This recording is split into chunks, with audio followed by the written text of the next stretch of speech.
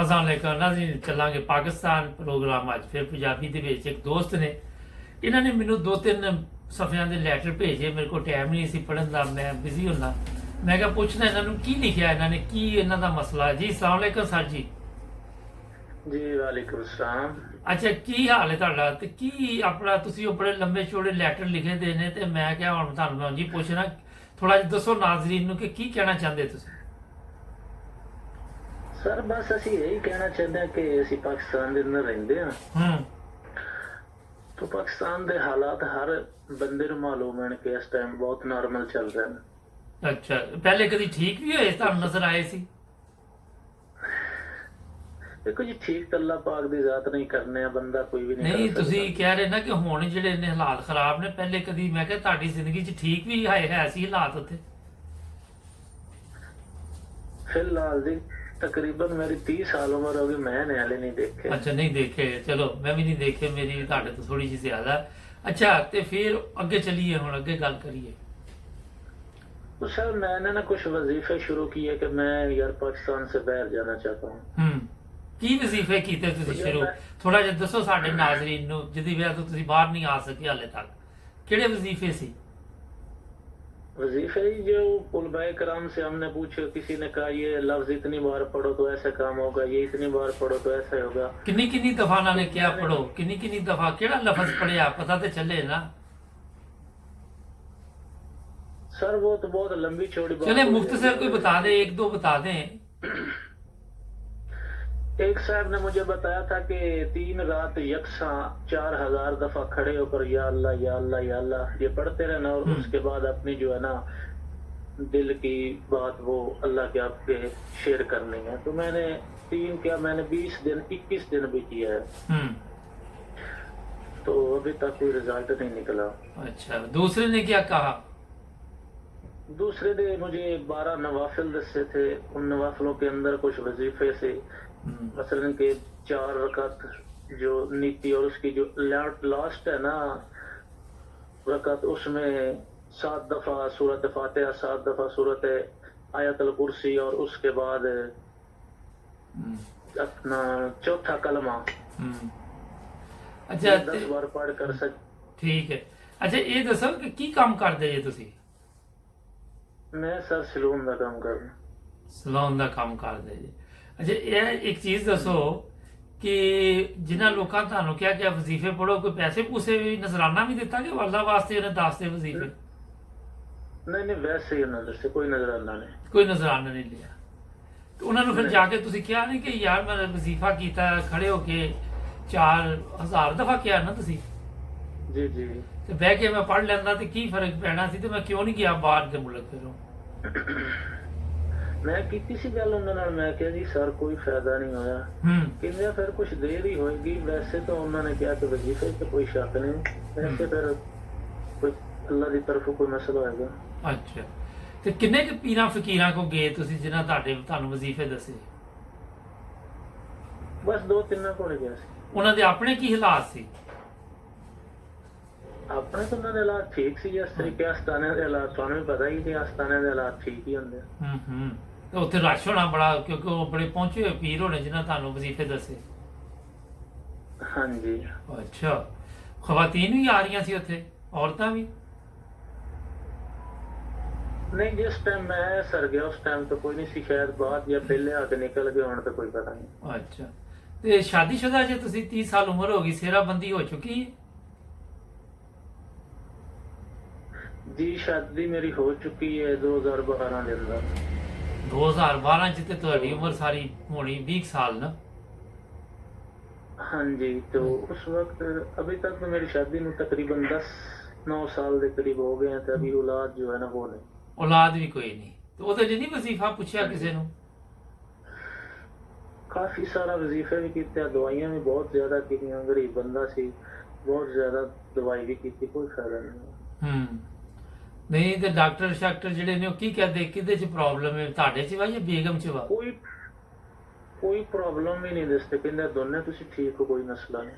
अच्छा थोड़ी जी कोई गर्मी वगैरह का मसला है ਬੇਗਮ ਨੂੰ ਤਾਂ ਨਹੀਂ ਕਿਤੇ ਉਹਦੇ ਕੋ ਪੀਰਾ ਸ਼ੀਰਾ ਕੋ ਲੈ ਕੇ ਜਾਂਦੇ नहीं नहीं वो उन्होंने ले गया ਆ ਉਹਨੂੰ ਖੜਨਾ ਵੀ ਨਹੀਂ ਅੱਛਾ ਇਹ ਦੱਸੋ ਕਿ ਤੁਸੀਂ ਮੁਸਲਮਾਨ ਜੇ, ਠੀਕ ਹੈ, ਨਮਾਜ਼ ਆਂਦੀ, ਨਮਾਜ਼ ਆਂਦੀ ਪੂਰੀ ਤੁਹਾਨੂੰ? ਜੀ ਇਨਸ਼ਾਅੱਲਾ। ਨਹੀਂ ਪੂਰੀ ਨਮਾਜ਼ ਮਤਲਬ ਪੜ੍ਹਦੇ ਵੀ ਜੇ 5 ਨਮਾਜ਼ਾਂ ਜਾਂ ਨਹੀਂ? ਨਹੀਂ ਇਹ ਤਾਂ ਮੈਂ ਝੂਠ ਮਾਰਾਂਗਾ, ਲੇਕਿਨ ਕਦੇ ਕਦੇ ਮੂਡ ਬਣ ਜਾ ਤਾਂ 5 ਵੀ ਪੜ੍ਹ ਲਈਆਂ, 1-2 ਪੜ੍ਹ ਲਈਆਂ, ਇਸ ਤਰੀਕੇ ਬਸ ਨਿਜ਼ਾਮ ਹੈ, ਮੈਂ ਝੂਠ ਕਿਹਾ ਵਾਂ। ਨਹੀਂ ਤੇ ਤੁਸੀਂ ਵਜ਼ੀਫਾ 4000 ਵਾਰੀ ਖਲੋ ਕੇ ਪੜ੍ਹ ਲਿਆ, ਤੇ ਜਿਹੜੀ ਨਮਾਜ਼ ਜਿਹੜੀ ਫਰਜ਼ ਹੈ ਉਹ ਤੁਸੀਂ ਪੜ੍ਹਦੇ ਨਹੀਂ ਰਹੇ, ਤੇ ਫਿਰ ਵਜ਼ੀਫਾ ਉਹਦਾ ਕੀ ਫਾਇਦਾ ਵਜ਼ੀਫੇ ਦਾ? ਉਸ ਦੌਰਾਨ ਤਾਂ ਪੁਆਇੰਟ ਟਾਈਮ ਤਹੱਜੁਦ ਇਸ਼ਰਾਕ ਸਾਰਾ ਕੁਝ ਕਰਦੇ ਰਹੇ ਹਾਂ, ਲੇਕਿਨ ਉਸ ਤੋਂ ਬਾਅਦ ਬਸ ਫੇਲੀ ਕੋਈ ਜ਼ਿਹਨ ਦੇ ਅੰਦਰ ਐਸੀ ਮਾਯੂਸੀ ਆ ਗਈ ਕਿ ਯਾਰ ਕੀ ਹੋ ਰਿਹਾ, ਕੀ ਚੱਲ ਰਿਹਾ, ਕੁਝ ਹਾਲਾਤ ਵੇਖ ਕੇ ਘਰ ਵੱਲੋਂ ਕਿ ਯਾਰ ਘਰ ਦੇ ਵੀ ਮਾੜੇ ਹਾਲਾਤ ਆ, ਫਿਰ ਉਸ ਤੋਂ ਬਾਅਦ ਨਹੀਂ ਤੇ ਆਪਣੀ ਦੁਕਾਨ ਹੈ ਤੁਹਾਡੀ? ਹਾਂਜੀ। ਅੱਛਾ ਤੇ ਆਪਣੀ ਦੁਕਾਨ ਹੈ ਤੇ ਫੇਰ ਕਿਉਂ ਨਹੀਂ ਕੰਮ ਚੱਲਦਾ ਉਹਦਾ?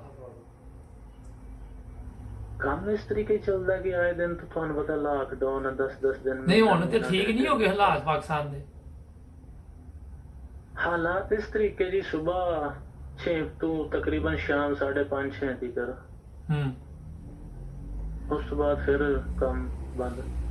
ਅੱਛਾ ਉਹ ਮੁਕੰਮਲ ਨਹੀਂ ਚੱਲਦਾ, ਤੇ ਨਾਲ ਕੋਈ ਹੋਰ ਵੀ ਰੱਖਿਆ ਦਾ ਕਾਰੀਗਰ?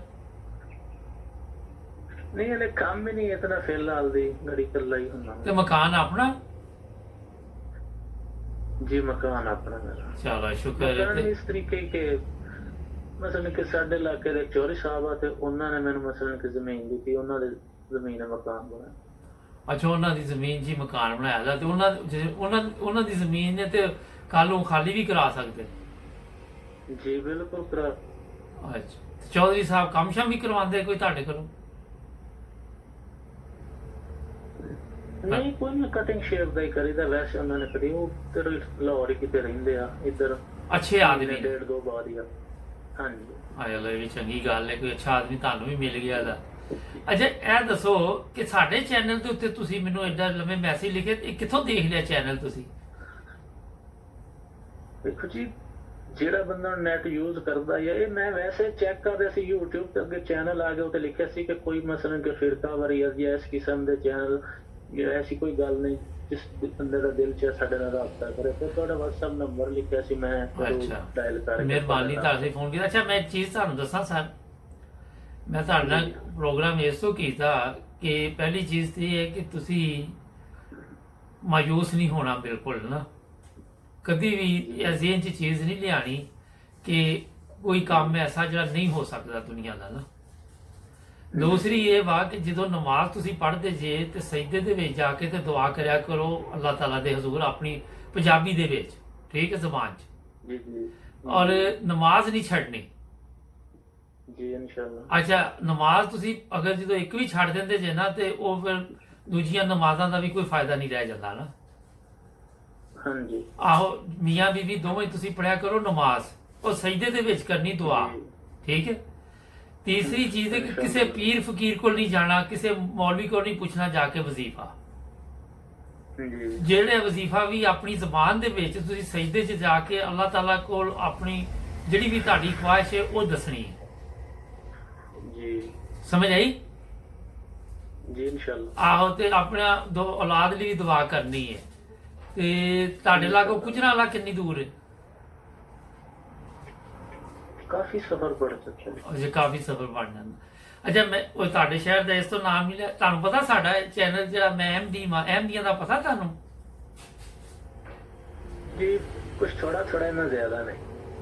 ਥੋੜਾ ਥੋੜਾ ਕਿੰਨਾ ਕੁ ਪਤਾ? ਥੋੜਾ ਇਤਨਾ ਹੀ ਮੈਂ ਸਮਝ ਕੇ ਉਲਮਾ ਇਕਰਾਮ ਕੋਲ ਕੋ ਥੋੜਾ ਬਹੁਤਾ ਸੁਣੀਦਾ ਕਿ ਉਹ ਚਲਨ ਕੇ ਇਸ ਤਰੀਕੇ ਤੋਂ ਉਹਨਾਂ ਦਾ ਕੋਈ ਇੱਕ ਨਬੀ ਆਪਣਾ ਤੇ ਉਹ ਫਿਰ ਉਹਨਾਂ ਦੀ ਸ਼ਰੀਅਤ ਹੈ, ਇਸ ਤਰੀਕੇ ਬਸ ਸੁਣਿਆ, ਜ਼ਿਆਦਾ ਨਹੀਂ, ਇਤਨੀ ਮਾਲੂਮਾਤ ਨਹੀਂ। ਉਹ ਆਪਣਾ ਕਿੰਨੇ ਕੁ ਮੌਲਵੀਆਂ ਨੇ ਦੱਸਿਆ ਤੁਹਾਨੂੰ? ਹੁਣ ਇਹ ਮੈਂ ਕੀ ਡਿਟੇਲ ਨਾਲ ਦੱਸ ਸਕਦਾ, ਇਹਨਾਂ ਯਾਦ ਨਹੀਂ। ਅੱਛਾ ਇੰਨਾ ਯਾਦ ਨਹੀਂ। ਦੱਸੋ ਕਿ ਆਪਣਾ ਤੁਹਾਡੀ ਬੇਗਮ ਨਮਾਜ਼ ਪੜ੍ਹਦੇ ਨੇ? ਜੀ 5 ਵਕਤ ਦੀ?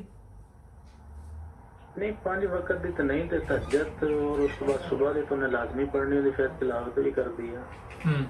लेकिन मेरा मशवरा है वा सानू दोनों मियाँ बीवी नू तुसी 5 वक्त नमाज पढ़ के ते दुआ करो ते तुहाडे मसले अल्लाह ताला हल कर देगा, ठीक है?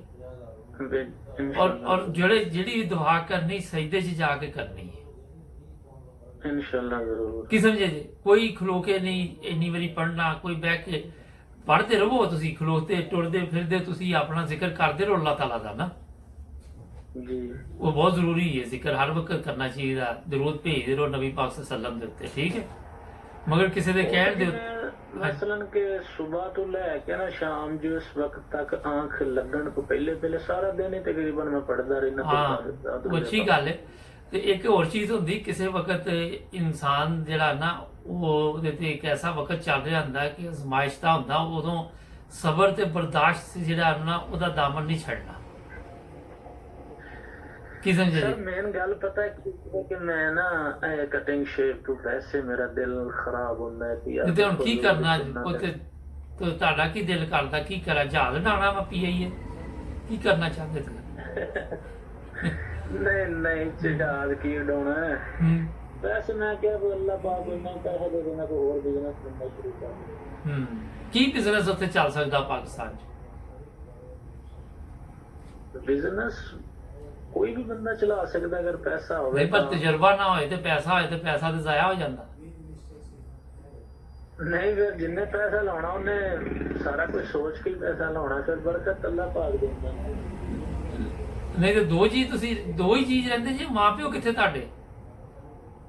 माँ प्यो मेरे तो तकरीबन 50 किलोमीटर दूर रहते हैं। माँ फौत हो गया तो अब भी हो रही जिंदा। ਦਰੀਸ ਤੂੰ ਆਇਆ ਦਾ ਥੋੜੀ ਦੇਰ ਬਾਅਦ ਚ ਨਹੀਂ ਸੀ ਆ ਸਕਦਾ? ਤੂੰ ਦੇਖਦੇ ਡਿਆ ਪ੍ਰੋਗਰਾਮ ਚੱਲ ਰਿਹਾ। ਅੱਛਾ ਤੇ ਉਹਨਾਂ ਦੇ ਹਾਲਾਤ ਕੀ ਨੇ ਮਾਂ ਪਿਓ ਦੇ? बस गुजारा ही है। ਹੂੰ ਅੱਛਾ ਬਾਰਾ ਇਹ ਵਾ ਕਿ ਦੁਆ ਕਰਿਆ ਕਰੋ ਦੋਵੇਂ ਮੀਆਂ ਬੀਵੀ ਨਾ। ਨਮਾਜ਼ 5 ਵਕਤ ਦੀ ਪੜੋ, ਕੁਰਾਨ ਪੜੋ ਤੇ ਤੁਹਾਡੇ ਹਾਲਾਤ ਠੀਕ ਹੋ ਜਾਣਗੇ ਇਨਸ਼ਾਅੱਲਾ। ਤੁਹਾਨੂੰ ਮੈਂ ਦੱਸ ਦੇਵਾਂ। ਮਗਰ ਇਹ ਨਹੀਂ ਕਿ 4 ਪੜ੍ਹ ਲੀਆਂ, 1 ਪੜ੍ਹ ਲਈ, 2 ਪੜ੍ਹ ਲਈ, ਮੁਕੰਮਲ ਤੌਰ ਤੇ ਪੂਰੀਆਂ 5 ਨਮਾਜ਼ਾਂ ਪੜੋ, ਠੀਕ ਹੈ। ये इंशाल्लाह। ਆਹੋ ਪੀਰਾਂ ਫਕੀਰਾਂ ਦੇ ਚੱਕਰ ਚੋਂ ਦੂਰ ਹੋ ਜਾਓ। ਤੇ ਸਾਡਾ ਪ੍ਰੋਗਰਾਮ ਨਾਜ਼ਰੀਨ ਤੁਸੀਂ ਦੇਖ ਰਹੇ ਜੇ, ਜਿਹੜੇ ਯੂਰਪ ਦੇ ਵਿੱਚ ਲੋਕ ਰਹਿੰਦੇ ਜੇ, ਜਿਹੜੇ ਅਮਰੀਕਾ ਦੇ ਵਿੱਚ ਰਹਿੰਦੇ, ਇਹਨਾਂ ਨੂੰ ਔਲਾਦ ਦੀ ਖਵਾਇਸ਼ ਹੈ, ਮੀਆਂ ਬੀਵੀ ਨੇ ਕੋਈ ਐਸਾ ਨੁਸਖਾ ਹੋਏ ਕਿਸੇ ਦੇ ਕੋਲ ਜਿਹਦੇ ਕੋਲ ਜਿਹੜਾ ਸਸਤਾ ਜਿਹਾ ਹੋਏ ਜਿਹਦੇ ਨਾਲ ਇਹ ਫਾਇਦਾ ਉਠਾ ਸਕਣ, ਤੇ ਸਾਡਾ ਨੰਬਰ ਸਕਰੀਨ ਤੇ ਜਿਹੜਾ ਆ ਰਿਹਾ ਉਹਦੇ ਤੇ ਰਾਬਤਾ ਕਾਇਮ ਕਰਨ ਔਰ ਅਸੀਂ ਫਿਰ ਇਹਨਾਂ ਨੂੰ ਨੰਬਰ ਭਿਜਵਾ ਦਿਆਂਗੇ ਜਾਂ ਜੋ ਵੀ ਨੁਸਖਾ ਆਇਆ ਉਹ ਇਸਤੇਮਾਲ ਕਰਨ। ਤੇ ਦੂਸਰਾ ਇਹ ਮੀਆਂ ਬੀਵੀ ਵਿਚਾਰੇ ਬੜੇ ਮਾਯੂਸ ਹੋਏ ਤੇ ਨੇ, ਇਹਨਾਂ ਦੀ ਦੁਆ ਵੀ ਕਰੋ ਕਿ ਅੱਲਾਹ ਤਾਲਾ ਇਹਨਾਂ ਦੇ ਹਾਲਾਤ ਬਿਹਤਰ ਕਰ ਦੇ। ਅੱਛਾ ਤੇ ਇਹ ਦੱਸੋ ਕਿ ਉਹ ਮੌਲਵੀਆਂ ਨੇ ਇਹ ਨਹੀਂ ਕਿਹਾ ਕਿ ਅਹਿਮਦੀਆਂ ਨਾਲ ਗੱਲ ਨਹੀਂ ਕਰਨੀ, ਅਹਿਮਦੀਆਂ ਨਾਲ ਬੋਲਣਾ ਚੱਲਣਾ ਨਹੀਂ? ਇਹ ਨਹੀਂ ਦੱਸਦੇ ਮੌਲਵੀ ਤੁਹਾਨੂੰ? नहीं मैं इतनी ज्यादा किसी को कभी टाइम नहीं किसी ने दिता कि अगर कुछ सानवी की गल करे तो ਅਸੀਂ नहीं ना किसी को भेजे जा। ਹਾਂ ਅੱਛੀ ਗੱਲ ਹੈ। ਤੇ ਵੈਸੇ ਜਿਹੜੇ ਵਾਲਦੈਨ ਨੇ ਉਹ ਮਜ਼ਹਬੀ ਨੇ, ਨਮਾਜ਼ੀ ਪਰਹੇਜ਼ੀ ਨੇ? हाँ जी ਹਾਂ ਅੱਛਾ ਉਹ ਕੀ ਕਰਦੇ ਵਾਲਦ ਸਾਹਿਬ? यही अपना ही काम करना। ਅੱਛਾ ਸ਼ੁਰੂ ਤੋਂ ਇਹ ਚੱਲਦਾ ਆ ਰਿਹਾ। हाँ जी पकवाई का भी करते सलून का। ਕਿਰਾਇਆ ਕਿੰਨਾ ਦੁਕਾਨ ਦਾ? ਜਿਹੜੀ ਮੇਰੇ ਕੋਲ ਆ ਹਾਂਜੀ 2000। ਇਹ ਕਿਸੇ گاؤں ਦੇ ਵਿੱਚ ਪਿੰਡ 'ਚ? ना गाँव है ना शहर है, तकरीबन कस्बा टाइप ही हो। ਅੱਛਾ ਅੱਛਾ ਠੀਕ ਹੈ। ਚਲੋ ਹੋਰ ਕੀ ਕਹਿਣਾ ਚਾਹੋਗੇ ਸਾਡੇ ਨਾਜ਼ਰੀਨ ਨੂੰ? ਦੱਸੋ ਹੁਣ ਤੁਹਾਨੂੰ ਮੈਂ ਇਸ ਟਾਈਮ ਲੈਣ ਤੇ ਲਿਆ ਦਾ। ਬਸ ਇਹੀ ਅਸੀਂ ਕਹਿਣਾ ਚਾਹੁੰਦੇ ਕਿ ਅਗਰ ਕੋਈ ਕਿਸੇ ਦੇ ਦਿਲ ਦੇ ਅੰਦਰ ਰਹਿਮ ਹੋਵੇ ਤਾਂ ਕੋਈ ਸਾਨੂੰ ਕਿਤੇ ਬੁਲਾ ਲੈ, ਅਸੀਂ ਕਿ ਕੰਮ ਹੀ ਆਵਾਂਗੇ ਕਿਸੇ ਦੇ। ਬਸ ਇਹੀ ਅਸੀਂ ਮੈਸੇਜ ਦੇਣਾ ਚਾਹੁੰਦੇ ਹਾਂ, ਹੋਰ ਕੁਛ ਨਹੀਂ।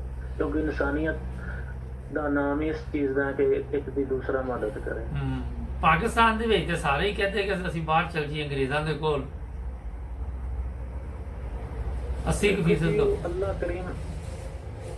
ਅੱਲਾ ਕਰੀਮ ਦੀ ਵਸੀ ਜ਼ਮੀਨ ਹੈ, ਕਿਤੇ ਵੀ ਸਫ਼ਰ ਕਰਨਾ ਚਾਹੀਦਾ। ਹਿਜਰਤ ਚ ਕੋਈ ਮਨਾ ਤਾਂ ਕੋਈ ਨਹੀਂ। ਸਹੀ ਹੈ। ਅੱਛਾ ਇਹ ਦੱਸੋ ਕਿ ਆਪਣਾ ਇਹ ਕਿਹੜਾ ਤੁਹਾਡਾ ਫਿਰਕਾ ਵਾ? ਕਿਉਂਕਿ ਪਾਕਿਸਤਾਨ 'ਚ ਫਿਰਕੇ ਵੀ ਹੁੰਦੇ ਨੇ ਨਾ, ਕਿਹੜੇ ਫਿਰਕੇ ਨਾਲ ਤਲਕ ਰੱਖਦੇ ਨੇ? ਵੇਖੋ ਜੀ ਫਿਰਕੇ ਵਰੀਅਤ ਦੇ ਬਾਰੇ ਤੇ ਇਤਨਾ ਸੀ ਮਾਲੂਮਾਤ ਨਹੀਂ, ਲੇਕਿਨ ਸਾਡੇ ਵੱਡੇ ਜੋ ਵਾਲੇ ਸੁਣਨ ਦੇ ਉੱਤੇ ਕਾਇਮ ਆ ਬਸ ਦੀ ਉਹਦੇ ਦੀ। ਅੱਛਾ ਇਮਰਾਨ ਖਾਨ ਕਹਿੰਦਾ ਮੈਂ ਮੁਲਕ 'ਚ ਉੱਥੇ ਦੁੱਧ ਸ਼ਹਿਦ ਦੀਆਂ ਨਹਿਰਾਂ ਵਗਣ ਲੱਗ ਪਈਆਂ, ਕੋਈ ਨਜ਼ਰ ਆਈ ਤੁਹਾਨੂੰ? ਹਲੇ ਜ਼ਿਕਰ ਤਾਂ ਸਾਰਾ ਕੋਈ ਨਹੀਂ ਹੈ। ਕੋਈ ਸ਼ਹਿਦ ਦੀ ਨਹਿਰ ਨਹੀਂ ਦੇਖੀ ਤੁਸੀਂ? ਸ਼ਾਇਦ ਦੀ ਛੋੜ ਕੇ ਅਸੀਂ ਤੇ ਗੰਦੇ ਪਾਣੀ ਦੀ ਵੀ ਨਹੀਂ ਦੇਖ ਸਕਦਾ। ਅੱਛਾ ਸਹੀ ਹੈ। ਬੜੇ ਮਜ਼ਾਈਆ ਬੰਦੇ ਯਾਰ ਤੁਸੀਂ ਤੇ, ਕਹਿੰਦੇ ਗੰਦੇ ਪਾਣੀ ਦੀ ਤੇ ਹਰ ਪਾਸੇ ਤੇ ਨਜ਼ਰ ਆਉਂਦੀ। ਨਹੀਂ ਉਹ ਇਸ ਤਰੀਕੇ ਨਾ ਕਿ ਬੱਤੀ ਤੋਂ ਜਿਤਨਾ ਕਿ ਹੁਣ ਰੇਟ ਲੱਗਿਆ ਪਿਆ, ਹੁਣ ਮੇਰੇ ਆਪਣੇ ਜ਼ਾਤੀ ਘਰ ਦਾ ਵੇਖ ਲਓ ਕਿ ਇੱਕ ਪੱਖਾ ਰਾਤ ਨੂੰ ਚੱਲਦਾ ਵੇ ਤੇ ਉਸ ਤੋਂ ਬਾਅਦ ਇੱਕ ਬਲਬ ਚੱਲਦਾ, ਉਹ ਵੀ 2 ਘੰਟੇ ਜਾਂ 3 ਘੰਟੇ ਜਿਹੜਾ ਅਸੀਂ ਰੋਟੀ ਪਾਣੀ ਖਾਣਾ, ਉਸ ਤੋਂ ਬਾਅਦ ਬਲਬ ਵੀ ਬੰਦ, ਤੇ ਸਾਰਾ ਦਿਨ ਕੋਈ ਚੀਜ਼ ਨਹੀਂ ਚੱਲਣੀ। ਹੁਣ ਵੈਸੇ ਠੰਡ ਆ, ਮੌਸਮ ਠੀਕ ਆ, ਵੈਸੇ ਹੀ ਬੰਦਾ ਕਿਤੇ ਮੰਜਾ ਪਾ ਕੇ 10 ਮਿੰਟ ਬਹਿ ਸਕਦਾ ਹੈ। ਤੇ ਇਹ ਵੇਖ ਲਓ ਕਿ 18,000 ਰੁਪਏ ਮੈਨੂੰ ਬਿੱਲ ਆਇਆ ਪਿਆ। 18,000 ਰੁਪਇਆ ਇੱਕ ਪੱਖਾ ਤੇ ਇੱਕ ਬਲਬ? ਹਾਂਜੀ 18,000 ਰੁਪਇਆ ਮੈਨੂੰ ਬਿੱਲ ਆਇਆ ਪਿਆ। ਤੇ ਮੀਟਰ ਵੀ ਮੇਰਾ ਬਿਲਕੁਲ ਨਵਾਂ, ਹਲੇ ਇਤਨੇ ਦੇਰ ਵੀ ਨਹੀਂ, ਕੁਝ 6 ਮਹੀਨੇ ਸਾਲ ਹੋਇਆ ਲੈਣ ਲੱਗੇ। ਕਿੰਨੇ ਪੈਸੇ ਦੇ ਕੇ ਮੀਟਰ ਲਵਾਇਆ? 7,000। ਅੱਛਾ ਤੇ ਕਿੰਨੇ ਪੈਸੇ ਲੈਂਦੇ ਵਾਲ ਕੱਟਣ ਦੇ? ਅਸੀਂ ਸਰ ਸਾਡੇ ਕੋਲ ਤਾਂ ਰੇਟ ਇੰਨਾ ਹੈਵੀ ਨਹੀਂ ਹੈ, ਕਿਉਂਕਿ ਸਾਡਾ ਥੋੜਾ ਕਸਬਾ ਟਾਈਪ ਪੈ ਜਾਂਦਾ ਸੀ। 30 ਰੁਪਏ ਸ਼ੇਵ ਦੇ ਲਈ, 50 ਰੁਪਏ ਕਟਿੰਗ ਦੇ ਲਈ। ਅੱਛਾ ਕਿੰਨੇ ਪੜੇ ਦੇ ਜੇ? ਮੈਂ ਜੀ ਅੰਡਰ ਮੈਟਰ। ਅੱਛਾ ਅੱਛਾ। ਤੇ ਇਹ ਦੱਸੋ ਕਿ ਮਹਿੰਗਾਈ ਦੇ ਨਾਲ ਤੁਸੀਂ ਵੀ ਮੁਤਾਸਰ ਹੋਏ ਜੇ ਕਿ ਨਹੀਂ? ਕੋਈ ਫਰਕ ਪਿਆ? ਬਹੁਤ ਜ਼ਿਆਦਾ ਸਰ, ਬਹੁਤ ਜ਼ਿਆਦਾ ਮੁਤਾਸਰ ਹੋਇਆ। ਅੱਛਾ 2 ਜੀ ਜੇ ਤੇ ਕਿੰਨਾ ਖਰਚਾ ਮਹੀਨੇ ਦਾ? 18,000 ਬਿੱਲ ਤੁਸੀਂ ਦੱਸ ਦਿੱਤਾ ਮੈਨੂੰ। ਜੀ ਸਰ ਮੈਂ ਵੇਖ ਲੂ, ਮੈਂ ਤੁਹਾਨੂੰ WhatsApp ਮੈਸੇਜ ਭੇਜ ਦਿਆਂ, ਬਿੱਲ ਵੇਖ ਲਿਓ ਮੇਰਾ। ਨਹੀਂ ਮੈਨੂੰ ਨਾ ਭੇਜਣਾ, ਮੈਂ ਤੇ ਉਹ ਪੜਨ ਦਾ ਇੱਥੇ ਟਾਈਮ ਨਹੀਂ ਹੁੰਦਾ ਕਿ ਉਹ ਪ੍ਰੋਗਰਾਮ ਚੱਲਣ ਡਿਆ, ਕਿਉਂਕਿ ਤੁਹਾਡੇ ਤੇ ਖੱਤ ਬੜੇ ਲੰਬੇ ਸੀ। 3 ਖੱਤ ਭੇਜਦੇ ਤੁਸੀਂ? 2। ਅੱਛਾ ਚਲੋ ਇਹ ਵਾ ਕਿ ਦੁਆ ਕਰਾਂਗੇ ਅੱਲਾਹ ਤਾਲਾ ਤੁਹਾਡੀ ਮੁਸ਼ਕਿਲ ਆਸਾਨ ਕਰੇ, ਅੱਲਾਹ ਤਾਲਾ ਤੁਹਾਡੇ ਤੇ ਮਿਹਰਬਾਨੀ ਕਰੇ। ਪਰ ਜੋ ਤੁਹਾਨੂੰ ਕਿਹਾ ਨਮਾਜ਼ ਸ਼ਮਾਜ਼ ਪੜੋ, ਦੁਆ ਸ਼ੁਆ ਆਪਣੇ ਲਈ ਕਰੋ, ਪੀਰਾਂ ਫਕੀਰਾਂ ਕੋ ਦੂਰ ਹੋ ਜਾਓ, ਛੱਡ ਦਿਓ, ਕੋਈ ਪੀਰ ਫਕੀਰ ਨਹੀਂ। ਸਮਝ ਆਈ? ਸਭ ਡਰਾਮੇ ਬਾਦ ਨੇ। ਆਈ ਸਮਝ? ਆਹੋ ਉਹ ਹੌਲੀ ਹੌਲੀ ਤੁਹਾਨੂੰ ਪੈਸੇ ਵੀ ਖਿੱਚਣਗੇ, ਉਹਨਾਂ ਆਪਣਾ ਵੀ ਤੇ ਸਿਸਟਮ ਚਲਾਉਣਾ। ਤੇ ਉਹ ਮੈਂ ਕਿਹਾ ਕਿਸੇ ਕੋ ਕੋਈ ਨੁਸਖਾ ਹੋਏਗਾ ਤੇ ਤੁਹਾਨੂੰ ਦੱਸਾਂਗੇ, ਅੱਲਾਹ ਤਾਲਾ ਫਜ਼ਲ ਫਰਮਾਏਗਾ, ਤਾਂ ਕਿ ਤੁਹਾਡੇ ਘਰ ਵੀ ਔਲਾਦ ਦਾ ਕੋਈ ਨਾ ਕੋਈ ਅੱਲਾਹ ਆਪਣਾ ਫਜ਼ਲ ਫਰਮਾਏਗਾ। ਤੁਹਾਡੀ ਦੁਆ ਵੀ ਕਰਾਂਗੇ। ਬੜਾ ਅੱਛਾ ਲੱਗਾ ਤੁਹਾਡੇ ਨਾਲ, ਇੱਕ ਆਮ ਆਦਮੀ ਦੀ ਵੀ ਅਸੀਂ ਗੱਲਬਾਤ ਸੁਣਨੀ ਚਾਹੁੰਦੇ ਹਾਂ। ਕੋਈ ਹੋਰ ਵੀ ਪ੍ਰੋਗਰਾਮ ਕਰਨਾ ਚਾਹੇ ਸਾਡੇ ਨਾਲ ਕਰੇ। ਤੇ ਕੋਈ ਹੋਰ ਆਖਰੀ ਪੈਗਾਮ ਦੱਸ ਦਿਓ, ਪ੍ਰੋਗਰਾਮ ਦਾ ਟਾਈਮ ਮੁੱਕ ਰਿਹਾ। ਬਸ ਜੀ ਆਖਰੀ ਪੈਗਾਮ ਇਹੀ ਹੈ ਕਿ ਜਿਸ ਤਰੀਕੇ ਕੋ ਦਵਾਈ ਸਾਡੀ ਮਦਦ ਕਰ ਦੇ, ਉਦਾਂ ਦੂਈ ਤਰ੍ਹਾਂ ਵੀ ਕੋਈ ਕਰਦੇ ਮਦਦ। ਚਲੋ ਜ਼ਰੂਰ ਮੈਂ ਦੱਸ ਦਿਆਂਗਾ। ਬੜੀ ਮਿਹਰਬਾਨੀ ਜੀ, ਬਹੁਤ ਸ਼ੁਕਰੀਆ, ਥੈਂਕ ਯੂ ਜੀ ਇਨਸ਼ਾਅੱਲਾ। ਅੱਛਾ ਨਾਜ਼ੀ, ਇਹ ਇੱਕ ਦੋਸਤ ਸੀ, ਅਹਿਮਦੀ ਨਹੀਂ ਹੈਗੇ, ਇਹਨਾਂ ਦਾ ਮੈਨੂੰ ਮੈਸੇਜ ਆਇਆ ਸੀ। ਮੈਂ ਕਿ ਇਹਨਾਂ ਦੀ ਵੀ ਗੱਲ ਸੁਣਨੀ ਚਾਹੀਦੀ ਹੈ, ਕੀ ਕਹਿਣਾ ਚਾਹੁੰਦੇ ਨੇ, ਇਹਨਾਂ ਦੇ ਵੀ ਤਾਸਰਾਤ ਕੀ ਨੇ, ਕੀ ਹਾਲਾਤ ਨੇ, ਉਹ ਤੁਹਾਡੇ ਸਾਹਮਣੇ ਪੇਸ਼ ਕੀਤੇ ਨੇ। ਦੁਆਵਾਂ 'ਚ ਇਹਨਾਂ ਨੂੰ ਯਾਦ ਰੱਖਣਾ। ਜੁੜੇ ਰਹੋ ਨਾਇਮਲ TV ਦੇ ਨਾਲ, ਸਾਡੇ ਚੈਨਲ ਨੂੰ ਸਬਸਕ੍ਰਾਈਬ ਕਰੋ। ਮਿਲਾਂਗੇ ਅਗਲੇ ਪ੍ਰੋਗਰਾਮ ਤੇ। ਅੱਲਾਹ ਹਾਫਿਜ਼।